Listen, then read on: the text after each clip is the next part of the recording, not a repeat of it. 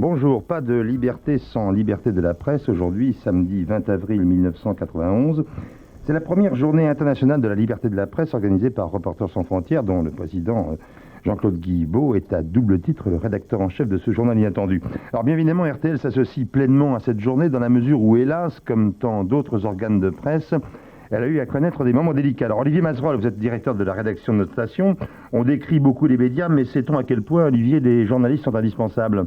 Non, je ne crois pas. Je crois que surtout, c'est une journée qui est la bienvenue à un moment où la presse est sous les feux des projecteurs et également de la critique après Timișoara et le Golfe. Critiques qui sont d'ailleurs, il faut bien le dire, parfois fondées, qui sont en tout cas utiles parce qu'elles nous amènent à réfléchir encore davantage sur notre rôle et sur la façon dont on doit accomplir notre métier. Mais enfin, ceux qui nous critiquent doivent aussi connaître l'envers du décor et ils ignorent sans doute à quel point le journaliste est seul, souvent sur le terrain ou dans les décisions qu'il doit prendre. Je voudrais simplement citer un exemple récent. Dans les 2-3 jours qui ont précédé le début de la guerre du Golfe, fallait-il dire aux journalistes qui se trouvaient à Bagdad de rester sur place alors qu'ils risquaient d'être tués dans les bombardements américains ou d'être les prisonniers d'une foule en délire et hostile, ou bien encore plus simplement de se retrouver otages d'un régime en difficulté.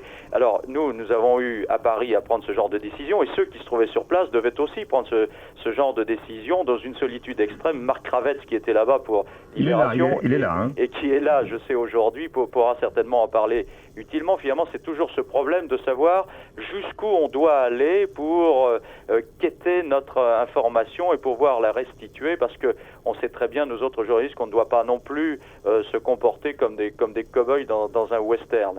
Alors voilà, je crois que c'est intéressant et important de connaître toutes ces difficultés, et je remercie Jean-Claude Guilbeault d'être le rédacteur en chef de ce journal, parce que il est une référence pour notre profession et pour notre génération. Il a du talent et il a une grande conscience professionnelle, et disons que si c'est pas une star pour le public, c'est en tout état de cause un bon journaliste tout simplement, et ceux donc qui s'intéressent à ce métier pour pouvoir le critiquer et aussi le connaître ses faiblesses et sa générosité et son talent, eh bien je crois que c'est le moment d'écouter ce journal. Olivier, il rougit, hein, Claude Guilbeault. Je vais vous saluer d'ailleurs. Oui, je remercie Olivier Mazerolle. Je voulais simplement aller un peu dans son sens, et je voulais simplement rappeler 3 chiffres qui sont totalement inconnus du grand public.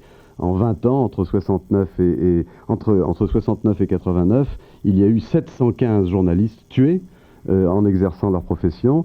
Il y en a eu 71 en 89, 41 en 90, et là, depuis le début de l'année 91, on en est déjà à 11 journalistes tués, le dernier étant cette semaine notre confrère photographe allemand Gerd Gross, qui a été tué en Irak.